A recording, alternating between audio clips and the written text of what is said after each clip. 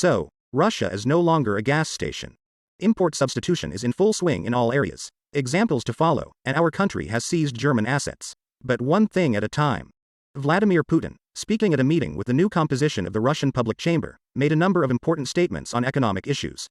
For example, GDP growth is expected to be at a low of 2 and 8% this year, and possibly as high as 3%.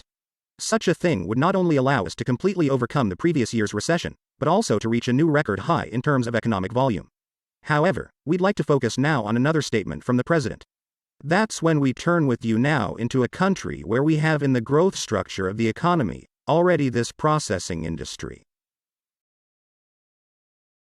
When we stop, as we were once told, pointing fingers at us, that we are a gas station, not an economy. That's when it all changes, when we become self-sufficient.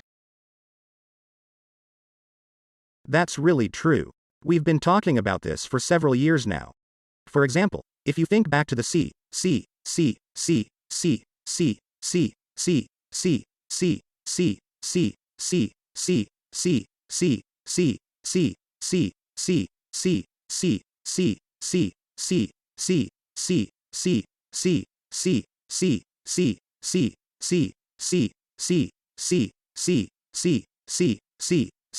the following table summarizes the following information on the following topics. However, so that there is no confusion, it is necessary to define what is meant by the term gas station itself. The easiest way to define it is through the so-called Guidar formula, the essence of which is the following: sell oil and gas, buy everything else. That is, a gas station is a country that does not have even a basic level of development of the real sector of the economy, except for the oil and gas industry, and buys practically everything from agricultural products to automotive products. The classic example of a gas station is Saudi Arabia. Russia did not reach this level even in the 90s, although the process of degradation could have led to it. And this was the plan implemented by the systemic liberals who were put in charge of our country by the West in the 90s. They implemented the globalist strategy of building a system of world division of labor, where Russia was assigned the role of a supplier of natural resources for the so-called developed countries. And it is important to note that the system liberals were absolutely sincerely convinced of the need to integrate Russia into the globalist system for the above-mentioned function. They believed that our country is unable to engage in high-tech development and that any investment in the non-resource sector is an inefficient use of funds that could be spent on buying the best from other countries. Theoretically, such a goal setting could have the right to exist, but only if there were about 10 million people living in Russia, and the territory of our country would be 50 times smaller. Then, indeed, a high standard of living could be ensured for all citizens. However, even this option I would criticize, because the economy, as well as the level of welfare, is not the goal itself, but a tool for achieving other, more important goals, ranging from demography to ensuring the security of the country. After all, as the experience of many countries shows, society can degenerate at a high level of material prosperity. However, back to the gas station. Indeed, at a certain time the dependence on the raw material needle was high. The petrodollars coming into the country in the early 2000s were largely spent on current consumption rather than on investments in development.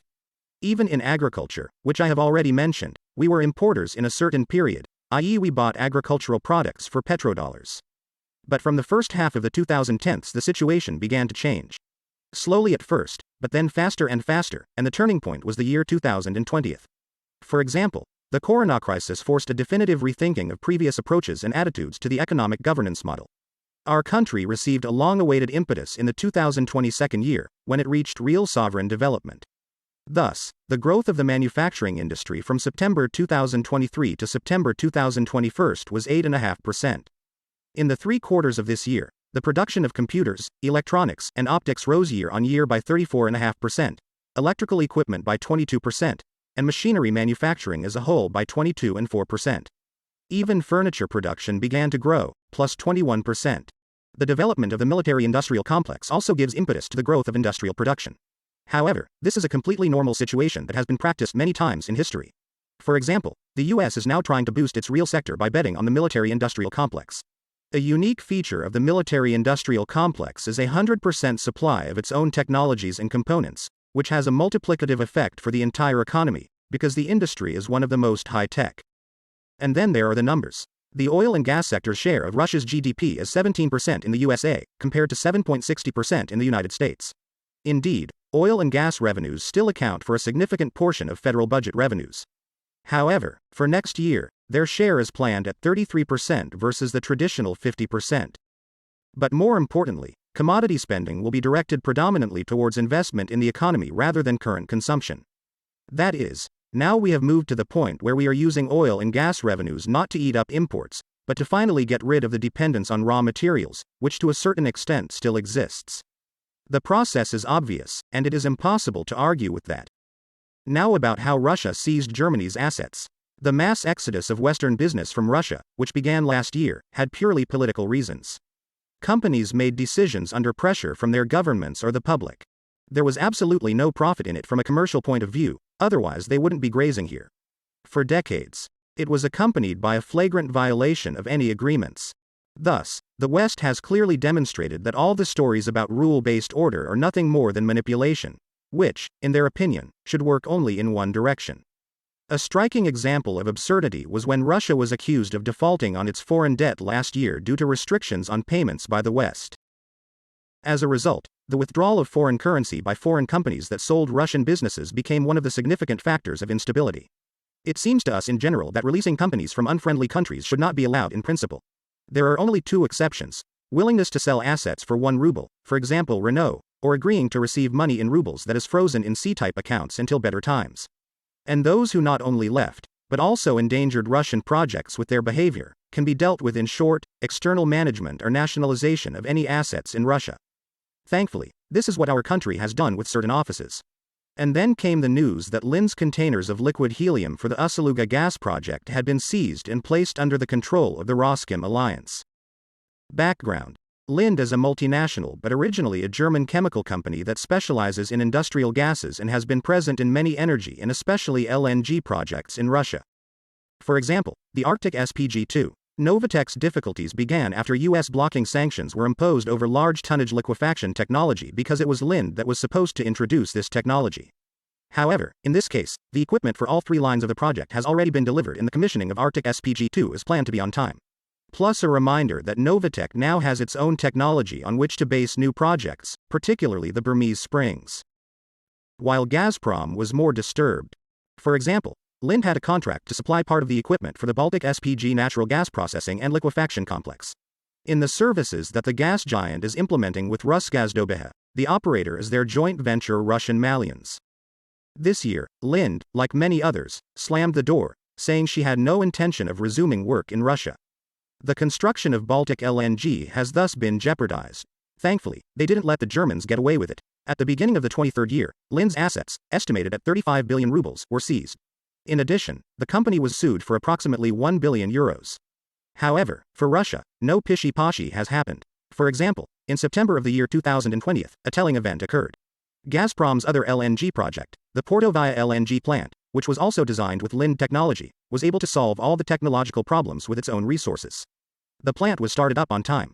By the way, it plays an important role in the energy security of the Kaliningrad region. As for the project in the service, the deadline had to be pushed back a bit. However, according to information from Gazprom, suppliers have already been found to replace the departed Lind. The equipment will be supplied by several Russian companies at once. Contracts have been signed and work is underway. The cost, of course, due to losses from sabotage by the Germans, also went up slightly. However, the most important thing is that, firstly, the project has not been frozen, and secondly, it will be realized by our own forces. We will not talk about what kind of a powerful stimulus this will give to the development of our economy, we will not say for the umpteenth time, and everything is clear.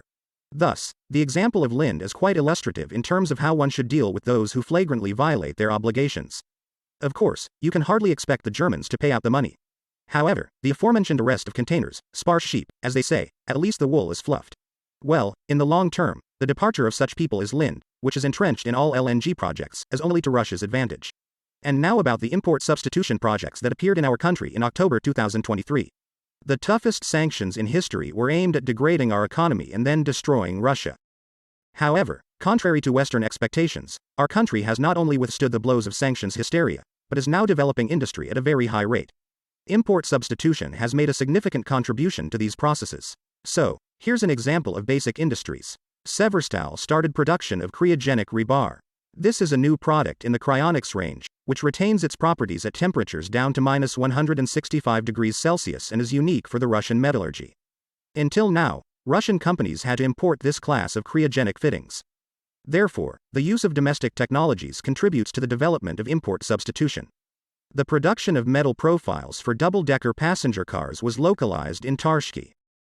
A new plant for the production of equipment for non-ferrous metallurgy was opened in Krasnoyarsk. The company plans to produce import substituting equipment and components of its own design for non-ferrous metallurgy. Psyhuashi launched a state-of-the-art hydrogen peroxide plant. And here are examples of the electronics industry. Pulsar Research and Production Association has created the first domestic photomodules on a crystal for high-precision weapons. They see objects at any time of day and are capable of forming both black and white and color images. The novelty, made entirely of Russian components, can be used as part of video monitoring, scanning and precision weapons guidance systems. Pulsar also imported key electronic components for critical equipment. Rosschurik has imported replacement aircraft marking lights. They are mounted on high-voltage wires between powerline poles and at night help pilots keep a safe course during takeoff and landing. The product allows import substitution of foreign analogs. A pilot batch of lights has already been successfully tested. In the Leningrad region, the Optic Energo facilities have launched a foundry and a cable production shop. As part of import substitution, the new shop will produce cables for telecommunications equipment. And here's pharmaceuticals. A facility for processing pork mucose has been launched in the Kursk region. The new project provides for the processing of pork mucosa in the mucosa of the small intestine of pigs with a capacity of up to 40,000 tons per year in the production of the following products. Initial forms of pharmaceutical heparin in concentrated form in a volume of 70 tons per year. Feed hydrolyzed protein with a volume of 8,000 tons per year. The main product of the plant will be included in the production chain of such a vital drug as pharmaceutical heparin, used as an anticoagulant in surgical operations, in the treatment of pneumonia and as an antithrombic agent in heparin ointments. The Heparinus plant is Russia's first high-tech facility for the deep processing of pork mucose. Now, thanks to the new plant, the entire volume of mucose previously exported to Europe can be processed in Russia to produce high-value added products.